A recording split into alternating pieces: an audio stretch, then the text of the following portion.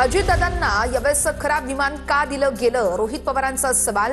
तर weather okay सांगणाऱ्या arrow कंपनीवरती गुन्हा दाखल करा, रोहित पवारांची मागणी. डीजीसीए आणि व्हीएसआर कंपनी विरोधात गुन्हा दाखल करण्यासाठी रोहित पवार आणि योगेंद्र पवार मैदानात गुन्हा दाखल करण्यास नकार दिल्यानं बारामती पोलिसांसोबत शाब्दिक बाचाबाची. झारखंडमध्ये एअर अँब्युलन्सचं विमान कोसळलं तेव्हा त्वरित गुन्हा दाखल झाला, पण महाराष्ट्राचा एवढा मोठा नेता विमान अपघातात गेला त्याबाबत अजूनही गुन्हा दाखल नाही. रोहित पवारांनी व्यक्त केली चिंता.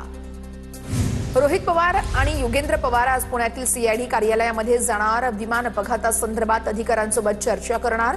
तर ब्लॅक बॉक्स संदर्भात 2 दिवसांमध्ये पत्रकार परिषद घेतली जाणार. रोहित पवारांची माहिती. रोहित पवारांचे वडील राजेंद्र पवार यांचा बारामती पोलीस ठाण्यासमोर ठिय्या. अधिवेशनामध्ये चर्चा होत नसेल तर आपण समजून गेलं पाहिजे, राजेंद्र पवार यांच्याकडून शंका व्यक्त. बारामतीमध्ये रोहित पवारांना पाठिंबा देण्यासाठी कार्यकर्ते आक्रमक. रोहित पवारांच्या मागणीला पाठिंबा देण्यासाठी बारामतीकर पोलीस स्टेशन बाहेर उपस्थित. अजितदादांचा अपघात की घातपात याबाबत चौकशी झालीच पाहिजे, कार्यकर्त्यांची मागणी. अजितदादांच्या विमानातील ब्लॅक बॉक्स सुरक्षित असल्याची बारामती तालुका पोलीस ठाण्यामध्ये नोंद. ब्लॅक बॉक्सवरती 4ही बाजूंनी अधिकाऱ्यांच्या सह्या. सूत्रांची माहिती. एआयबीचे अधिकारी के रामचंद्र यांनी पाहणी करून नोंद केल्याची सूत्रांची माहिती. अजितदादांच्या रहस्यमय मृत्यूच्या प्रकरणामध्ये रोहित पवार आणि आम्ही जेवढा रस घेतोय तेवढाच रस सुनेत्रा पवारांनी घेतला पाहिजे, संजय राऊतांचं वक्तव्य. एफआयआर का दाखल करून घेतला जात नाहीये याबद्दल सुनेत्रा पवारांनी मुख्यमंत्री फडणवीसांना विचारावं, संजय राऊतांची प्रतिक्रिया. रोहित पवार गेल्या काही दिवसांपासून अजित पवारांच्या मृत्यूचं दुर्दैवी राजकारण करत आहेत. भाजपचे आमदार अतुल भातखळकर यांची टीका. सरकार त्यांच्या परीने योग्य तो तपास करतंय, भातखळकरांची प्रतिक्रिया. राज्याच्या माजी उपमुख्यमंत्र्यांसंदर्भात त्यांचे नातेवाईक तक्रार करतायत, पण पोलीस त्यांची तक्रार घ्यायला यावेळेस तयारच नाहीयेत. ते तक्रारही दाखल करून घेत नाहीयेत. पोलिसांना कोणाचा फोन आला, संजय राऊतांनी व्यक्त केली शंका. रोहित पवारांनी संजय राऊतांसारखे हवेत बाण मारू नये, राऊतांसारखी स्टंटबाजी रोहित पवारांनी करू नये. भाजपचे मुख्य प्रवक्ते नवनाथ बन यांची रोहित पवार यांच्यावर सडकून टीका. अजितदादांच्या रहस्यमय मृत्यूच्या प्रकरणामध्ये रोहित पवार आणि आम्ही जेवढा रस घेतोय तेवढाच रस सुनेत्रा पवार यांनी घेतला पाहिजे, संजय राऊत यांचं वक्तव्य. पुण्यामध्ये पवारांच्या राष्ट्रवादीचं आंदोलन. डीजीसीए व्हीएसआर वरती कारवाई करण्याची मागणी. जिल्हाधिकारी कार्यालयाबाहेर आंदोलन.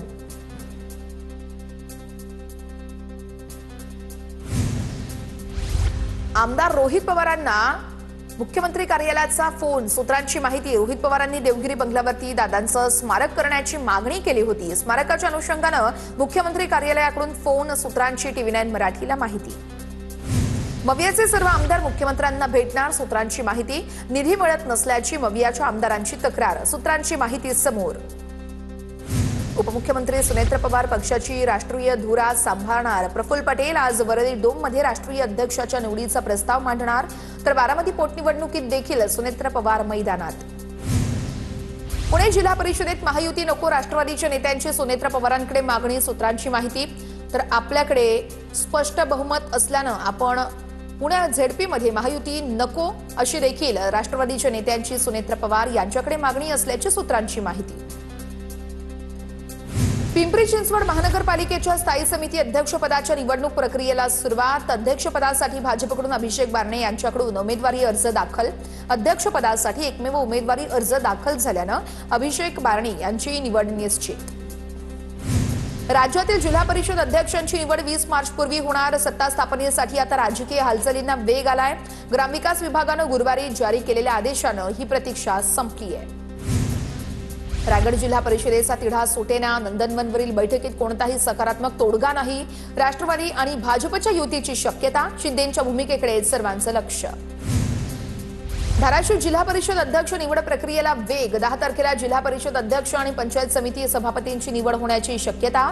जिल्हाधिकाऱ्यांनी अध्यक्ष निवड प्रक्रियेसंदर्भात अधिकाऱ्यांची बैठक घेतली. नागपूर पालिकेच्या महापौर आयुक्तांना इनोव्हा तर विविध समित्यांच्या सभापतींना स्कॉर्पिओ कार दिली जाणार. 4 वर्षाच्या प्रशासकीय कारभारानंतर नागपूर मनपामध्ये नवी सत्ता. पालिका प्रशासनानं महापौरांसह आयुक्तांसाठीही नव्या गाड्या खरेदी करण्याचा निर्णय घेतला. सुप्रीम कोर्टानेही वाल्मिक कराडचा जामीन अर्ज फेटाळला. वाल्मिक कराड संतोष देशमुख हत्या प्रकरणातील मुख्य सूत्रधार. हायकोर्टानं जामीन अर्ज फेटाळल्यानंतर कराडची सुप्रीम कोर्टामध्ये धाव. मानहानीच्या खटल्यामध्ये संजय राऊतांची निर्दोष मुक्तता, सत्र न्यायालयाचा निकाल. मीरा भाईंदर शौचालय घोटाळ्याबाबत राऊतांनी मेधा सोमय्यांवरती केले होते आरोप. मेधा सोमय्यांनी राऊतांवरती ठोकला होता मानहानीचा दावा.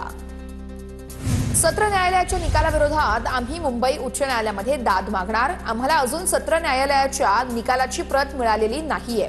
राऊतांच्या निर्दोष मुक्ततेवरती किरीट सोमय्यांची प्रतिक्रिया. मालेगाव मनपामधील नमाज पठण प्रकरणात 7 जणांविरोधात गुन्हा दाखल. पोलिसांकडून 7 जणांविरुद्ध विविध कलमांतर्गत गुन्हा दाखल. मालेगाव मनपाच्या विद्युत विभागात काही जणांनी नमाज पठण केलं होतं. याचा व्हिडिओ सोशल मीडियावरती व्हायरल झाला होता. त्यानंतर 7 जणांवर कारवाई. नितेश राणेंनी मदरशांबाबत केलेलं वक्तव्य योग्य नाहीये. राज्य अल्पसंख्याक आयोग या वक्तव्याची चौकशी करणार. नितेश राणेंनी सरकारचं नाव खराब केलंय. राज्य अल्पसंख्याक आयोगाचे अध्यक्ष प्यारे खान यांची नितेश राणे यांच्यावर टीका.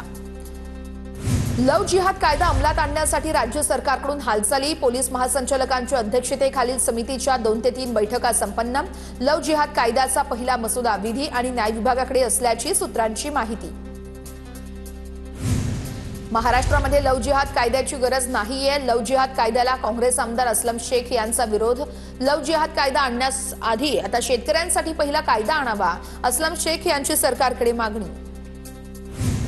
चंद्रपूरमध्ये आंतरजातीय विवाह केल्यानं सामाजिक बहिष्कार टाकल्याचा आरोप. 2023च्या मे महिन्यामध्ये दाम्पत्याचा विवाह झाला होता. लग्नानंतर गावातील लोकांनी आर्थिक आणि सामाजिक बहिष्कार टाकला. कुटुंबियांनी भडकवल्यानं आता गावकऱ्यांनी बहिष्कार टाकल्याचा आरोप केला जातोय.